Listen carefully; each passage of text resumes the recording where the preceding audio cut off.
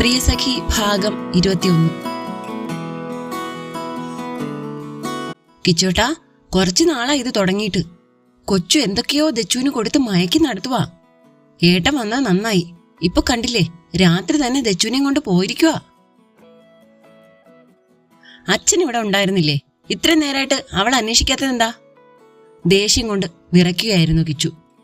അത് കൊച്ചുവിന്റെ കൂടെ ആയതുകൊണ്ട്. വിന്നി, എന്റെ പെങ്ങൾക്ക് എന്തെങ്കിലും സംഭവിച്ചാലുണ്ടല്ലോ, പിന്നെ അവളെ ഞാൻ ബാക്കി വെക്കത്തില്ല. വിന്നി എല്ലാം കേട്ട് തല കുനിച്ചു നിന്നു. കിച്ചുവിന്റെ ഫോൺ ശബ്ദിച്ചു. സംസാരിച്ചു വെച്ചു കഴിഞ്ഞ് കിച്ചു വിന്നിയെ നോക്കി. ജോയലാണ്. നിന്റെ പെങ്ങള് ദച്ചുവിനെയും കൂട്ടി തൃക്കാക്കര അമ്പലത്തിനടുത്തുള്ള ഗോഡൌണിലുണ്ടെന്ന്. വാ, നമുക്ക് അങ്ങോട്ട് പോവാം. വിന്നിയും കിച്ചുവും ജീപ്പിലേക്ക് കയറിയപ്പോൾ ആതിരയും ഓടി വന്ന് കയറി. ഞാനും വരുന്നുണ്ട്. ഇതേ സമയം വല്ലിയെ ഒരു കസേരയിൽ കെട്ടിയിട്ടിരിക്കുകയായിരുന്നു. ദച്ചു എല്ലാം കണ്ട് ഒന്നും മിണ്ടാതിരിക്കുകയാണ്. ജോയലേ, താങ്ക്സ് ഉണ്ട് കേട്ടോ ഇവളെവിടെ എത്തിച്ചതിന്. വല്ലി ഞെട്ടലോടെ ജോയലിനെ നോക്കി. നീ അവനെ നോക്കണ്ട, ഞാൻ പറഞ്ഞിട്ടാണ് അവൻ നിന്റെ അടുത്ത് വീണ്ടും വന്നത്, അല്ലാതെ നീ വിളിച്ചതുകൊണ്ട് അവൻ വന്നതല്ല. സത്യമാണോ എന്ന രീതിയിൽ വല്ലി ജോയലിന്റെ മുഖത്തേക്ക് നോക്കി. അതെ വല്ലി, സാനിയെ വിളിച്ചു വരുത്തിയതാണ് എന്നെ. എന്തിനാ ജോയലേട്ടാ? വല്ലി, ഞാൻ പറഞ്ഞില്ലേ എനിക്ക് നിന്നെ ഒത്തിരി ഇഷ്ടമാണെന്ന്. ഇവൾക്ക് കിച്ചുവിനെ കിട്ടാൻ നീ മാറിക്കൊടുക്കണം. നിന്നെ കൊന്ന് ജയിലിൽ പോകാൻ അവൾക്ക് പറ്റില്ല. അതുകൊണ്ട് അതുകൊണ്ട് തന്നെയാണ് ഞാൻ അവനെ വിളിച്ചു വരുത്തിയത്. എനിക്ക് 2 കണ്ടീഷനുണ്ട് വല്ലി. 1, നീയാണ് ഇവളെ ഡ്രഗ് അഡിക്റ്റ് ആക്കിയതെന്ന് നീ കിച്ചുവിനോട് സമ്മതിക്കണം. 2, നീ ഇവളുടെ കൂടെയും കിച്ചുവിന്റെ കൂടെയും ഇനി ഉണ്ടാകാൻ പാടില്ല. ജോയലിനെയോ വേറെ ആരെയോ കെട്ടണം. വല്ലി ഒന്നും മിണ്ടാതെ നിന്നു. അങ്ങനെയെങ്കിൽ മാത്രം ഞാൻ നിനക്ക് ഇവളുടെ ജീവിതം അങ്ങ് തിരിച്ചു തരും. എന്തു പറയുന്നു? വല്ലി ആലോചിക്കാൻ പോലും നിന്നില്ല. സമ്മതം. ആലോചിച്ച് പറഞ്ഞാൽ മതി. എനിക്ക് ആലോചിക്കാൻ ഒന്നുമില്ല. മറ്റാരെക്കാളും എനിക്ക് വലുത് ഇവളാ. അത് കിച്ചുവേട്ടനായാലും. സാനിയയുടെ മുഖം തെളിഞ്ഞു. അവൾ പിറകിലേക്ക് തിരിഞ്ഞു നോക്കി. ഫോണിൽ മിസ്ഡ് കോൾ കണ്ടപ്പോൾ പിന്നിലെ ഡോർ വഴി പുറത്തേക്കിറങ്ങി. ഡ്രഗ് ഡീലേഴ്സ് അടുത്തേക്ക് വന്നു. അവളുടെ കയ്യിൽ ഒരു കവർ കൊടുത്തു. ഇവൾക്ക് കൊടുക്ക്. വല്ലി അതിൽ നിന്നും ഒരു മിഠായി എടുത്ത് ദച്ചുവിന്റെ അടുത്തേക്ക് ചെന്നു. അവളുടെ വായിലേക്ക് മിഠായി വെക്കാൻ തുടങ്ങി. അതേസമയം ഗോഡൌൺ വാതിൽ ചവിട്ടി തുറന്ന് കിച്ചുവും അങ്ങെത്തി. കിച്ചുവിനെ കണ്ട് വല്ലിയുടെ കയ്യിൽ നിന്നും മിഠായി താഴേക്ക് തെറിച്ചു വീണു. അത് കണ്ട് കിച്ചു കാറ്റുപോലെ വല്ലിയുടെ അടുത്ത് വന്ന് അവളുടെ കഴുത്തിൽ കുത്തിപ്പിടിച്ചു. നീ നീ നീ എന്താ ചെയ്തത് എന്റെ ദച്ചുവിനെ? വല്ലിക്ക് ശ്വാസം മുട്ടി. അവൾ ബലം പ്രയോഗിച്ചു നോക്കി, പക്ഷെ പറ്റിയില്ല. വിന്നിയും ജോയലും അവനെ പിടിച്ചു മാറ്റി. എന്താ കൊച്ചു ഇതെല്ലാം? വല്ലി ഒന്നും മിണ്ടാതെ തല താഴ്ത്തി. അവളൊന്നും മിണ്ടണ്ട, പോലീസിനെ വിളിച്ച് ഏൽപ്പിക്കാം. അത് കേട്ട് ഡ്രഗ് ഡീലേഴ്സ് ഒന്ന് ഞെട്ടി. കിച്ചു ബാക്കിയുള്ളവരെ നോക്കി. ഡ്രഗ് ഡീലേഴ്സ് ഗ്യാങ്ങിലെ ബോയ്സിനെ ഓടിച്ചിട്ട് കലി തീരുവോളം തല്ലി. കിച്ചുവേട്ടാ, ഇപ്പൊ ഒന്നും വേണ്ട. ദച്ചു, അവൾക്ക് ട്രീറ്റ്മെന്റ് കൊടുക്കണം. നമുക്ക് പോകാം. ആതിര കിച്ചുവിനെ പിടിച്ചു വലിച്ചു. പക്ഷേ അവന്റെ ഒരു നോട്ടത്തിൽ അവൾ കൈ പിൻവലിച്ചു. വയലറ്റ്, നിന്നോട് ഞാൻ ഒരു കാര്യം പറയുക. നിന്നെ എനിക്ക് ഒത്തിരി ഇഷ്ടമായിരുന്നു. പക്ഷേ എന്റെ പെങ്ങളെ നീ. കിച്ചു ഒന്ന് കണ്ണടച്ചു. ഓക്കെ. അവൻ സ്വയം ശ്വാസം ആഞ്ഞു വലിച്ചു. നീ നീ ഇനി മേലിൽ എന്റെയും എന്റെ അനിയത്തിയുടെയും കുടുംബത്തിന്റെയും പിന്നാലെ വരരുത്. എന്റെ കൂട്ടുകാരന്റെ പെങ്ങള്, അത്രേ ഉള്ളൂ നീ.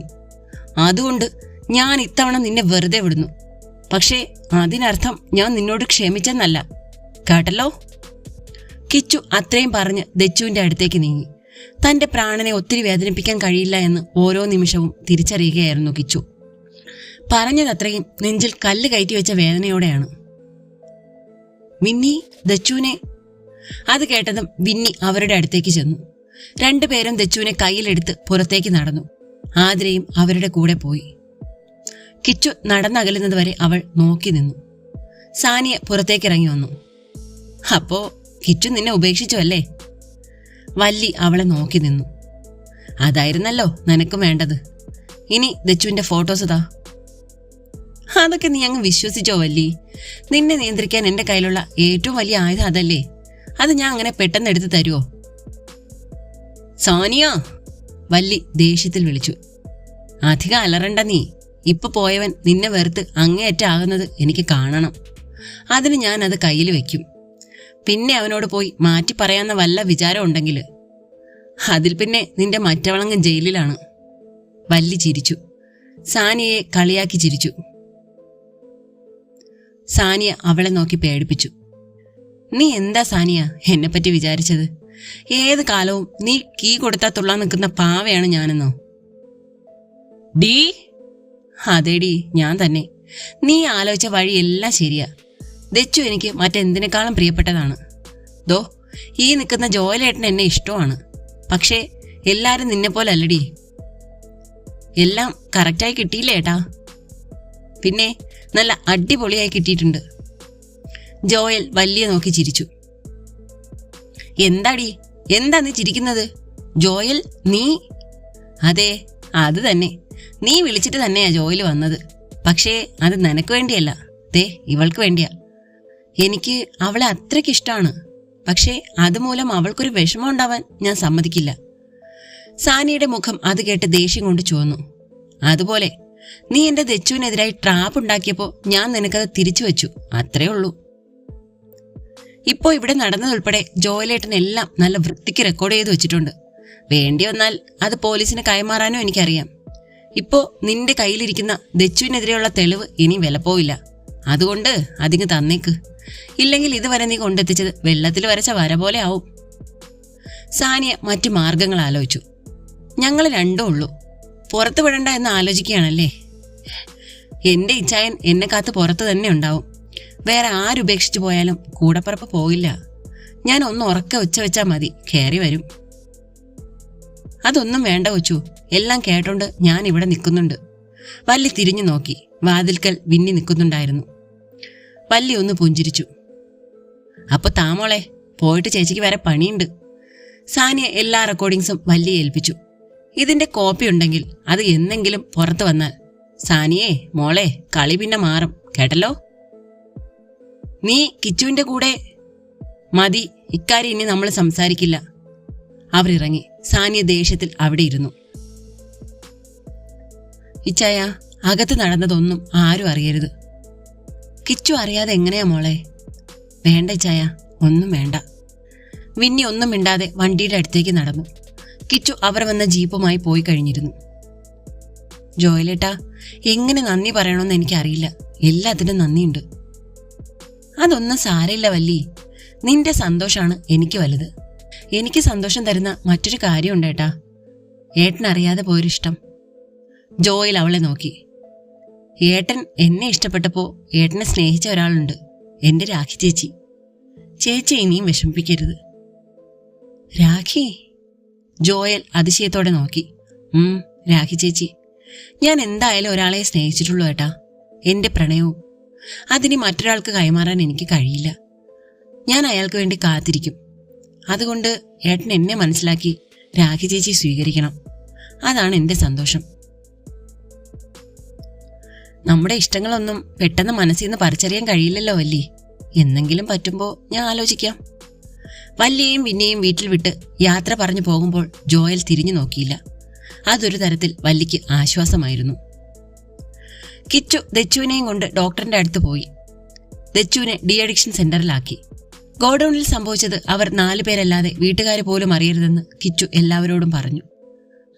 ആതിരയ്ക്ക് അത് പറയാത്ത കാരണം വലിയ മാനസിക ബുദ്ധിമുട്ടുണ്ടെങ്കിലും വല്ലി ഇനി ആ വീട്ടിലേക്കും അവർക്കിടയിലേക്കും വരില്ല എന്ന ബോധം അവളിൽ സന്തോഷം നിറച്ചു. പഠനം പൂർത്തിയാക്കി തിരിച്ചു വന്നതുകൊണ്ട് കമ്പനിയിൽ ചെറിയ ജോലിക്ക് കയറി വിന്നിയും കിച്ചുവും. എല്ലാത്തിനും പുറകിൽ നിന്ന് ചുക്കാൻ പിടിക്കുന്ന ആതിരയ്ക്കെതിരെ തെളിവുകൾ ശേഖരിക്കാൻ വല്ലിക്ക് കഴിഞ്ഞില്ല. കൺമുന്നിൽ ഉണ്ടായിട്ടും തന്നോട് മിണ്ടാതെ നടക്കുന്ന കിച്ചു വല്ലിക്ക് സങ്കടമായി തീർന്നു. ദച്ചു അഡിക്ഷൻ സെന്ററിൽ നിന്നും തറവാട്ടിലേക്കാണ് പോയത്. കിച്ചു പറഞ്ഞു വിട്ടു എന്ന് പറയുന്നതാകും ശരി. ആതിര MBA പഠിക്കാൻ നാട്ടിൽ ചേർന്നു. വല്ലി കോളേജ് വിദ്യാഭ്യാസം പൂർത്തിയാക്കി. ദച്ചു ഇല്ലാതെ അവളോട് സംസാരിക്കാതെ നാട്ടിൽ നിൽക്കാൻ വല്ലിക്ക് തോന്നിയില്ല. തനിക്കും ഒരു മാറ്റം ആവശ്യമാണെന്ന് അവൾക്ക് തോന്നി. ബാംഗ്ലൂർ പ്രശസ്തമായ കോളേജിൽ അഡ്മിഷൻ എടുത്തപ്പോൾ ആരും അവളെ എതിർത്തില്ല. അവർക്കും തോന്നിയിരുന്നു വല്ലിക്ക് മാറ്റം അനിവാര്യമാണെന്ന്. വല്ലി ബാംഗ്ലൂർ പോകുന്നതറിഞ്ഞ് ഏറ്റവും സന്തോഷിച്ചത് ആതിരയാണ്. ദച്ചു അതറിഞ്ഞ് തിരിച്ചു വരാൻ ശ്രമിച്ചെങ്കിലും കിച്ചു തടഞ്ഞു. അവസാനം അവളും ലണ്ടനിൽ കിച്ചു പഠിച്ച കോളേജിൽ അഡ്മിഷൻ വാങ്ങി. പോകാനുള്ള സമയമായപ്പോഴാണ് അവൾ വീട്ടിൽ പറഞ്ഞത്. ആരുടെയും സമ്മതം വാങ്ങാതെ അവളും പോയി. പിന്നീട് ഇപ്പോഴാണ് എല്ലാം നേരെയാകുന്നത്. വല്ലി തിരിച്ചു വന്നു, ദച്ചു തിരിച്ചു വന്നു. വല്ലി നേരത്തെ എഴുന്നേറ്റു. ഓഫീസിലെ 2ാമത്തെ ദിവസമാണ്. റെഡിയായി താഴെ എത്തുമ്പോൾ വിന്നി കഴിക്കാൻ വന്നിരുന്നിരുന്നു. അവൾ അവന്റെ അടുത്ത് ചെന്നിരുന്നു. പപ്പ എന്തിയേ? പപ്പ പ്രസാദങ്ങളുടെ കൂടെ പുറത്തേക്ക് പോയി. ജോയലേട്ടനാണ് ഇച്ചായ, ആൽഫയുടെ കൊച്ചിൻ ബ്രാഞ്ച് MD. അത് കേട്ടാണ് കിച്ചുവും ദച്ചുവും അങ്ങോട്ട് വന്നത്. കിച്ചുവിന്റെ മുഖം മുറുകി. ആഹാ, നിനക്ക് ഫ്രീ ആയി നടക്കാലോ, നിന്റെ കട്ട ചങ്കല്ലേ. കിച്ചുവും ദച്ചുവും വന്നതറിയാതെ അവർ തുടർന്നു. നാട്ടിലേക്ക് പോന്നപ്പോൾ കിട്ടിയ ആകെ ആശ്വാസം അതാണ്. ഠോ! ദച്ചു പിറകിൽ നിന്നും ശബ്ദം ഉണ്ടാക്കി. ആഹാ, മറിയാമേ, ദേ ഇന്നും ആളുണ്ട്. വിന്നി അടുക്കളയിലേക്ക് വിളിച്ചു പറഞ്ഞു. വാടാ, ഇരിക്ക്, കഴിച്ചിട്ട് പോവാം. ഇന്ന് നല്ല ദോശയും ചമ്മന്തിയും ഉണ്ട്, ഇരിക്ക്. കിച്ചോട്ടൻ കഴിച്ചതാ, ഞാൻ ഇരിക്കാം. ദച്ചു ഇരുന്നു. മേരി അടുക്കളയിൽ നിന്നും മറ്റൊരു കാസറോൾ കൊണ്ടുവന്ന് വെച്ചു. നീയും ഇരിക്ക്, ഒരെണ്ണമെങ്കിലും കഴിക്ക്. മേരിയുടെ ക്ഷണം തള്ളിക്കളയാൻ കിച്ചുവിനായില്ല. അവനിരുന്നു. മേരി 2 പേർക്കും ദോശ വെച്ചു കൊടുത്തു. വല്ലി ഒന്നും മിണ്ടാതെ തലകുനിച്ചിരുന്നു. സീമ വന്നുവെന്ന് ജാനി പറഞ്ഞല്ലോ കിച്ചു, എന്താ വിശേഷം? അത് ഏട്ടന് കല്യാണം നോക്കാൻ. ദച്ചു പറഞ്ഞപ്പോൾ വല്ലി തലയുയർത്തി. നേരെ നോക്കിയത് കിച്ചുവിന്റെ മുഖത്തേക്കാണ്. മുഖത്ത് വിരിഞ്ഞ ചിരി ഭംഗിയായി മറച്ച് കിച്ചു അവളെ നേരിട്ടു. ആരാ, ആദിയാണോ? പിന്നല്ലാതെ ആരാ ആന്റി? ഒന്ന് ചുമ്മാതിരിയടി, ഇത്രയും വയസ്സായി എന്നിട്ടും. കിച്ചു ദച്ചുവിനെ നോക്കി കണ്ണുരുട്ടി. മേരി അടുക്കളയിലേക്ക് നീങ്ങി. വിന്നി, എത്രയും പെട്ടെന്ന് നിങ്ങളുടെ കാര്യം വീട്ടിൽ പറയണം. ദച്ചുവിന്റെ കല്യാണം കഴിഞ്ഞിട്ടേ ഇനി എന്തോ ഉള്ളൂ. വിന്നി വല്ലിയെ നോക്കി. കിച്ചുവിന് അത് മനസ്സിലായി. 2 പേരും ഒരേ പ്രായമാണല്ലോ. പോകാട്ടാ. എന്തോ പറയാൻ തുടങ്ങിയതും ആതിര കയറി വന്നു. അവർ ഓഫീസിലേക്ക് ഇറങ്ങി. ഓഫീസ് ജോലികളുമായി തിരക്കിലായിരുന്നു എല്ലാവരും. വല്ലിയുടെയും കൂട്ടരുടെയും പല ഡിസൈനുകളും ആൽഫ ഗ്രൂപ്പിന് ലാഭമായി മാറി. ദിവസങ്ങൾ കഴിഞ്ഞിട്ടും ആതിരയുടെയും കിച്ചുവിന്റെയും കല്യാണക്കാര്യം മുന്നോട്ട് പോകുന്നില്ല എന്ന് കണ്ടപ്പോൾ സീമ തറവാട്ടിൽ ഏട്ടനോട് സംസാരിച്ച് ശരിയാക്കി തരണമെന്ന് പറയാൻ അങ്ങോട്ട് പോയി. പ്രകാശൻ സീമയോട് ആവുന്നതും തന്നെ കൊണ്ട് പറ്റില്ല എന്ന് പറഞ്ഞെങ്കിലും സീമ കൈയോടെ പിടികൂടി പ്രസാദിന്റെ വീട്ടിലെത്തിച്ചു. പ്രസാദേ, ആതിരയുടെയും കിച്ചുവിന്റെയും കല്യാണക്കാര്യം തീരുമാനിക്കാനാണ് ഞാൻ വന്നത്. വൈകുന്നേരം അവർ ചർച്ചയിലേർപ്പെട്ടു. ഏട്ടാ, ഞാൻ എന്ത് പറയാനാണ്? കിച്ചു അല്ലേ തീരുമാനിക്കേണ്ടത്? പുതിയ തലമുറയല്ലേ, എന്താ അവരുടെ മനസ്സിലെന്ന് എങ്ങനെ അറിയാനാണ്? ഏട്ടൻ അങ്ങനെ പറഞ്ഞാൽ എങ്ങനെയാ? എന്റെ മോൾ എന്തുമാത്രം ആഗ്രഹിച്ച് നിൽക്കുകയാണെന്ന് അറിയാമോ? സീമ സങ്കടം പറഞ്ഞു. അവൻ വരുമ്പോൾ ഏട്ടൻ തന്നെ അവനോട് സംസാരിക്കൂ. ഞാൻ പറഞ്ഞാലും കാര്യമില്ല. പ്രസാദ് ഒഴിഞ്ഞു. തുടരും. അടുത്ത പാർട്ടുമായിട്ട് അടുത്ത ദിവസം കാണാം കേട്ടോ.